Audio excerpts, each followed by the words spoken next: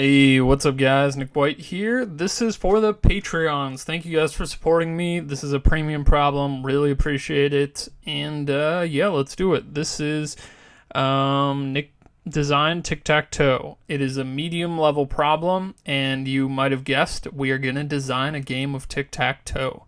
I'll link the problem, but yeah, we just have to design a Tic-Tac-Toe game that's played between two players on an n-by-n grid. This is actually a common interview question. I've had it a few times. Usually they don't care about time complexity that much or anything like that, but I guess they consider it.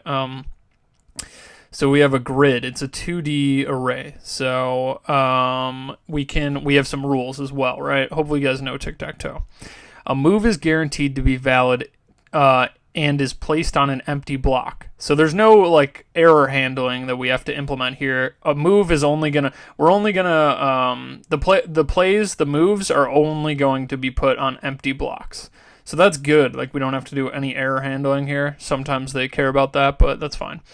Once a winning condition is reached, no more moves are allowed. Okay, that's reasonable. A player who succeeds in placing their end marks horizontal, vertically, or diagonally wins the game. That's how tic-tac-toe is played. So pretty straightforward. So we have like a board. This would be like a representation of a 2D array. And whenever, one player has 3 in a row, tic-tac-toe 3 in a row, they win. So, this player wins in this game, right? So given n equals 3, assume player 1 is x and player 2 is 0 on the board, or O on the board. Then, yeah, I mean, it looks like that's cool. Okay. So it looks like the inputs, these are inputs in, see how they're calling the dot move method with 0, 0, 1 and 0, 2, 2. The third parameter is player, so they're passing in like player 1 and player 2. Player 1, player 2, player 1, player 2. Here's the strategy. What we want to do is we want to keep an array of the size of the board, right? The board could be any size. It could be size 3, it could be size 10, it could be a huge board. And to win the game, you have to get a row horizontally or diagonally. So we're going to allow for huge boards. And to solve this problem, we're going to keep a sum for we're going to keep a sum for each row and each column and diagonal and anti-diagonal. So we're going to keep a array of sums, right? So for the row values, so it would be size n. In this case, it would be an array of size 3, right? And it would say, what's the sum of this value? What's the sum of this value? What's the sum of this value? And we're going to give player 1 a value of 1 and player 2 a value of -1.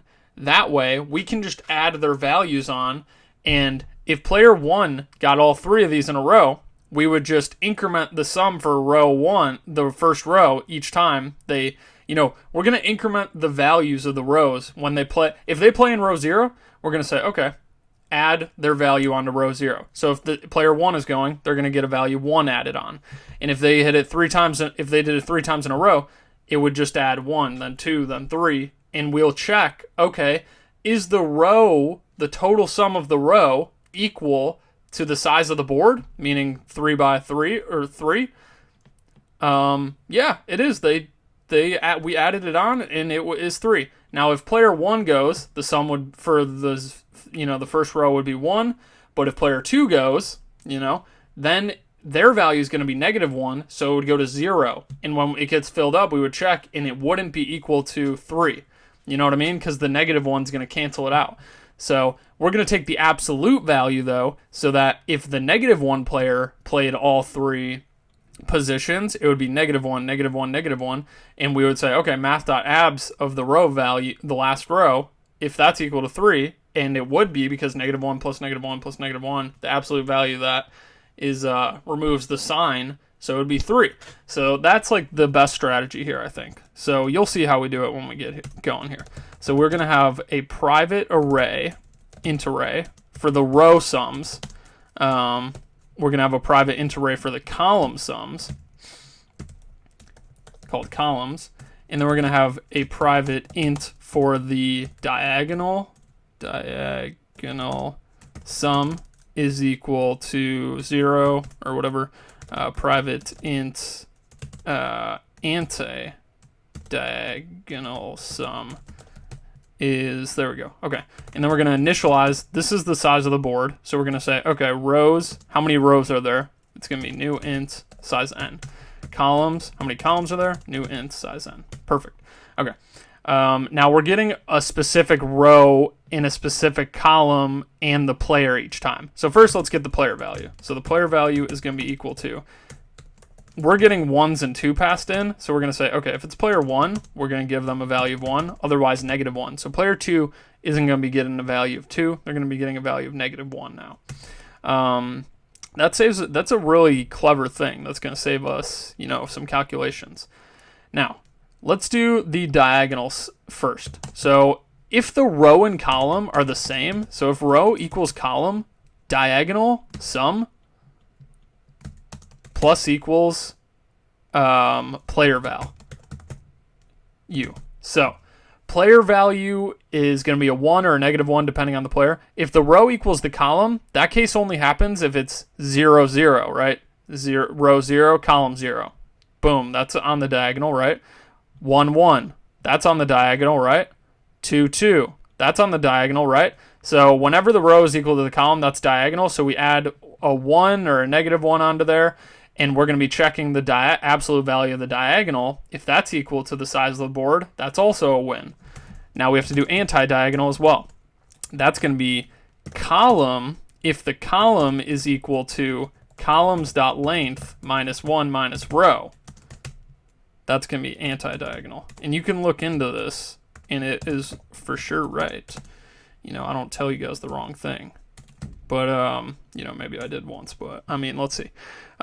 So, we get a column value. So, for example, let's say column 2. So, column 2, if column 2 is equal to columns.length -1, meaning 3 minus 1, 2, minus row, and if row is 0, then 2 minus 0 is 2. So if 2 is equal to 2 minus 0, well, that's true. 2 equals 2 minus 0. So that would be this one right here, because it's row 0, column 2.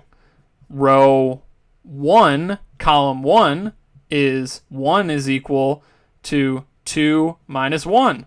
1 is equal to 1, yes. So you know what I mean? If you do the math, it works out. That's perfect. So that's the anti-diagonal. You just have to subtract the row from the length. Check if it's equal to the column. Length -1, sorry. And what else now? Oh, yeah, we have to fill our array. So rows of row. So we get the certain index. So if it's row 0, we're going to add the player value to that specific row sum. If it's columns of column, we add that player value to that specific column sum. So, this array just keeps the, ongoing sum of the current, of each row, right? Rows, in the case of a board of size 3, has, 3 indices keeping the sum of each row. And if there's -1s and 1s, nobody's going to win. It has to be either all 1s or all -1s, because we're going to check absolute value. I think you guys are getting it. I just want to, reiterate all this. So, this, incremented all of our values, so they're all good to go. Now all we have to do is check if there's a winner ever. And it's pretty hard to lose in Tic-Tac-Toe unless you're, making mistakes all the time. So if math.abs, we can do the diagonals first. If math.abs of diagonal is equal to size, well, then someone won. Or math.abs, we got to do these parentheses. I want to make it neat for you guys. If math.abs of diagonal, anti-diagonal sum is equal to size, boom. Or math.abs of rows of row is equal to size. Or math.abs of columns of col is equal to size. So if the current column or current row is equal to size, then I think we're, oh, this one was closed here, and then that's good. That's it. So if any of these conditions are true, that means we found, you know, a diagonal of the size of the board, meaning that's, you know, n in a row, anti-diagonal n in a row n in a row, or column n in a row. And it was the current player's move, so we're just going to return player, because they obviously were the one to trigger this event to happen, you know. They did the updates, the player that just made the move got it, and, you know, if nothing happens, we return 0. So I think this is, you know, a working solution. What did I do? Tic-Tac-Toe, 3 in a row. Did I miss a semicolon, yo? Player value is not double equals, it's just equals. Because we're assigning. Is equal to size. Oh yeah, size isn't defined. So size can be anything. You could just say it's rows.length or columns.length or whatever, but it has to be one of those because that's the size of the board. Boom, there we go. Good solution. This is what for the Patreons out there. Let me know if you guys have any questions about this. I think it's pretty straightforward. It's good to know how to implement tic-tac-toe, though, because it does come up in interviews, you know, specifically like I think JavaScript ones I've been on, like developer ones, or like I did a couple like Triple Bytes or like any of those like agencies that interview you and then pass you off to companies. Those ones usually have some kind of programming thing like this.